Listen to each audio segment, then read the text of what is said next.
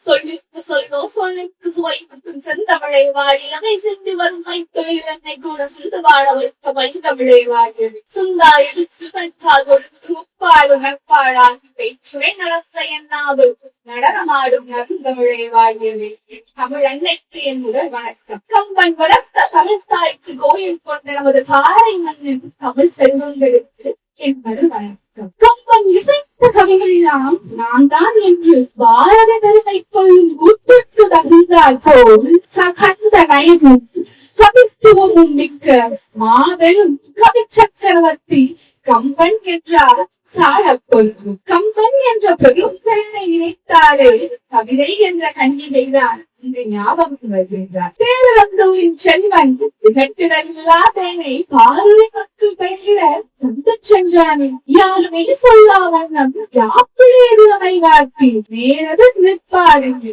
நேரது நிற்பார் என்று நிலந்தென்னு நிலைத்து நின்றான் அல்லவா என் கம்பன். நிலந்தென்னு நிலைத்து நின்றான் அல்லவா என் கம்பன். அம்புலி கவித்துவத்தில் அரசாகும் கம்பனை தமிழ் மொழிக்கு சிறந்த பரிசாகும். கம்பனை தமிழ் மொழிக்கு சிறந்த பரிசாகும். கம்பன் இல்லை என்றால் இங்கு தமிழினது கவிதை என்பது கமலாது. இயல்பா மொழிகளில் கதை பேசி இன்னிசை மொழிகளில் கவி வீசி நயம்பட நாடகம் நடப்பது போல் நாவலர் உயர்ந்திட கவிவளமும் நம் கம்பனை தவிர வேறு யார் காட்டிட முடியும்? புத்தாய்வு கவிதையை புத்தாக வைத்த சத்தான கம்பனிவன் ஈடு இன்னும் விட்டாகவில்லை என்று பாடு. இன்னும் விட்டாகவில்லை என்று பாடு. சீதை நடைகளவும் ஸ்ரீராமம் தோழரகும் ஓதை நிறைந்ததென்று கூறி என்னை கூட்டானே மதுக்குடத்தில் அள்ளி அந்த நோடு தம்பியர்கள் 4 5 6 ஆனவிதம் கூறி என்னை ஆளுகின்றான் மூளைதங்கள் ஏறி. என்னை ஆளுகின்றான் மூளைதங்கள் ஏறி. எங்கோ தென்னிழங்கை சோலையிலே சீதை அனுமனிடம் சொன்னதொரு வாசகத்தை பார்த்து நான் சிலுக்க உடம்பெல்லாம் வேர்த்து எழுந்தேனே.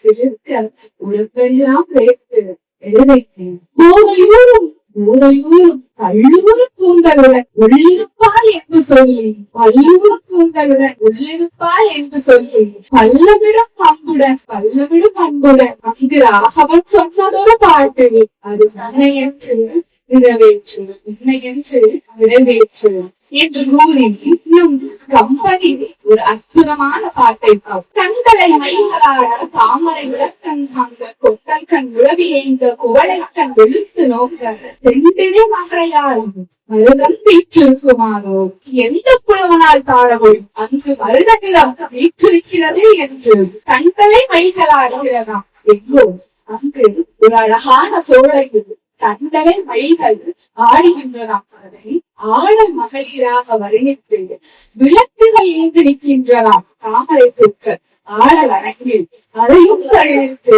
அங்கு இருந்தோ விளக்குகள் ஏந்தி நிற்கின்றதாம். ஆடல் அரங்கில் அங்கு தாமரைகள் அங்கோ மேக முழக்கத்தை மத்தள முழக்கமாக வர்ணித்து அரிதிலும் அரிது மகனையாளுடன் வண்டுகள் வீங்காரத்தை வருகின்ற ஒப்பற்ற கவிஞன் ஒப்பிட்டுள்ளான். நப்பன் கம்பன் அல்லவா பார்க்கின்றான். ஆச்சரியமாக ஒரு நாள் அங்கு ராமன் சீதை மற்றும் இலக்குவனுடன் நடந்து செல்கின்றார். அங்கு பாடுகின்றார் கம்பன். பெய்யோனொளி தன்மேனியில் விரிசோரியின் மறைய பொய்யோ எனும் இளையானோடும் போனான். அட்டுமுகன் பார்க்கின்றான். ராமனவன் திருமேனியில் சூரிய ஒளி பட்டு மறைகிறதாம். அப்பொழுது இளையானோடும் சீதையோடும் இளையானோடும் இலக்குவனோடும் சென்றானாம். அதற்கு அப்படியே கீழே கம்பன் கவித்துவத்தை அள்ளி தெளித்திருப்பான். மையோ மரகதமோ மறைக்கடலோ மலைமுயிலோ ஐயோ இவன் வடிவென்பது அழியா அழகு உடையான் ஐயா அழகு உடையா எங்கு சென்று சொல்வது இத்தனை வருகை. மையோ மரகதமோ மறிகடலோ மலைவில்லோ வானமோ கடலோ, இங்கு வானத்திற்கும் எல்லை இல்லை, கடலுக்கும் எல்லை இல்லை. அதிலே தெரிந்து விட்டது ராமபரமாத்மா வெள்ளை விட்டது.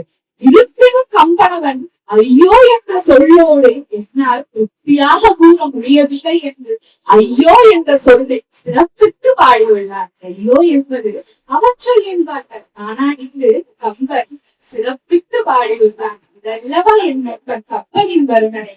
கம்பனை கவிதை படிக்கும் வரை கடல்தான் ஆழம் என்று நினைத்தேன். கம்பனின் கவிதையை படிக்கும் வரை வானம்தான் எல்லை என்று நினைத்தேன்.